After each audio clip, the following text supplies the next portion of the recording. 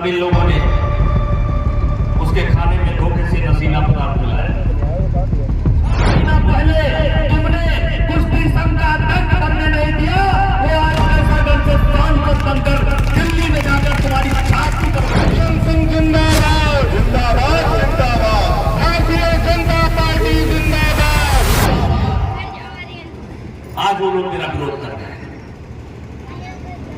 बेटा, वो मेरा विरोध क्यों कर रहा है?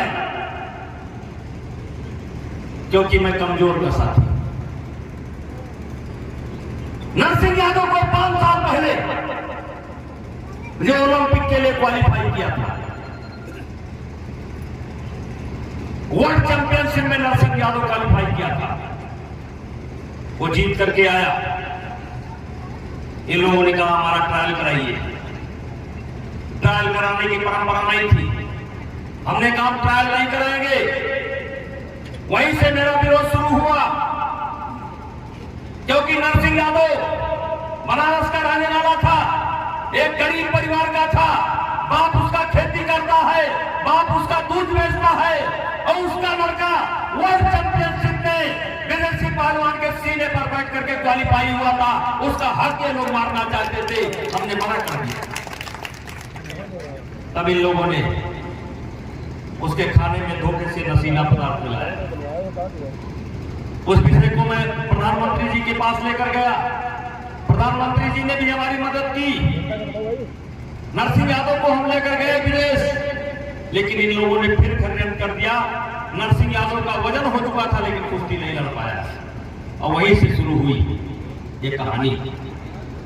और मेरे भाइयों, जो कुश्ती संघ का मैं अध्यक्ष बना था, वो किसी के दया पर नहीं बना था, अपने पुरुषार्थ पर बना था, अपने व्यवहार पर बना था। और भूपेंद्र हुड्डा, तत्कालीन मुख्यमंत्री हरियाणा के बेटे भूपेंद्र हुड्डा को 53 वोट पड़े थे, मात्र नहीं 57 वोट पड़े थे, मात्र 3 वोट उनको मिले थे। 54 वोट पाकर के मैं जीता था। कोई कार्यकाल ऐसा नहीं गया जिसने ओलंपिक में मेडल लाया हो। देश के लोगों ने मुझसे कहा कि आप कुश्ती से जुड़े रहिए। हमने कहा कैसे जुड़े रहे?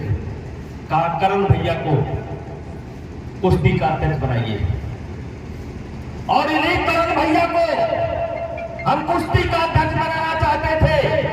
तब इन्हीं खिलाड़ियों ने, नहीं बेईमानों ने हमारे नेताओं से मिलकर के कहा कि उनके परिवार का कोई कुश्ती संघ का अध्यक्ष नहीं बनना चाहिए।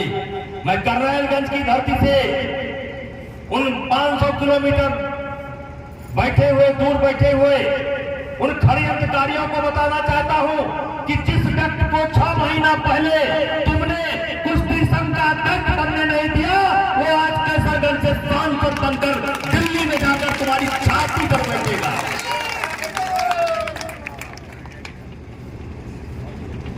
और इसलिए मेरे भाइयों, इस चुनाव पर सबकी निगाह है।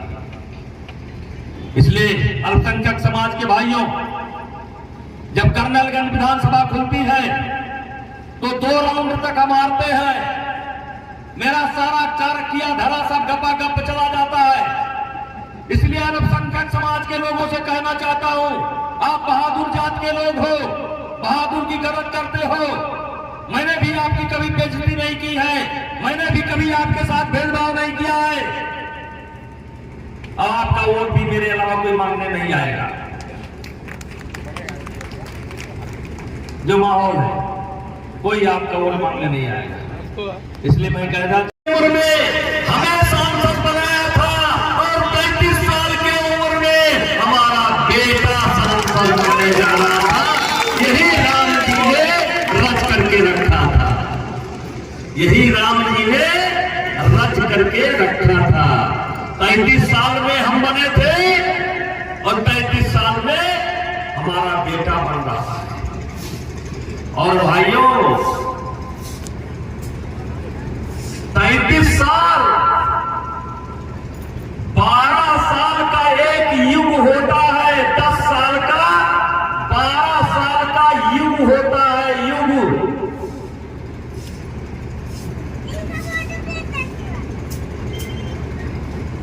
उसी में मैंने राजनीति शुरू किया था।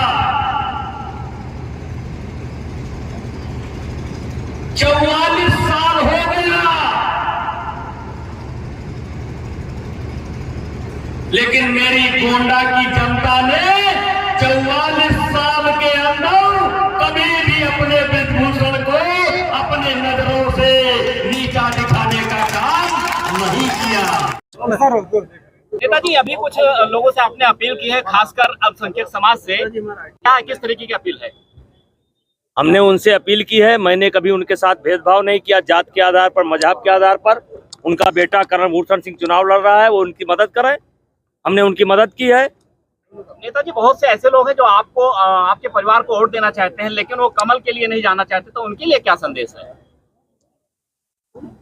अब उनके लिए हमने इशारा कर दिया है, सूखे खेत में बेरन नहीं उगती है, बाकी उनकी मर्जी। तो कौन लोग हैं जिनको 1.5 लाख दिया, उसके बावजूद भी आपके विरोध में उतर गए, और क्यों दिया आपने? अरे वो सब जानते हैं, आप को नहीं, सब जानते हैं, ये विषय नहीं, सब जानते हैं, वो नाम नहीं लेंगे। स्पॉन्सर से सब पता है आपको। तो क्या नेताजी क्या कुछ कहना चाहेंगे समाज से? बस कुछ नहीं, आपके माध्यम से मैं देवीपाटन मंडल की जनता से और कैसरगंज लोकसभा के लोगों से कहना चाहता हूँ, पिछली बार 2,87,000 वोट से कर्णभूषण सिंह मनी हम चुनाव जीत करके गए थे, इस बार उसको डबल कर दें। हाँ जी, राहुल गांधी कह रहे हैं कि रायबरेली से हम जीत रहे हैं तगड़े वोट से। अरे अब वो तो बकवास करते रहते हैं आप थोड़ा।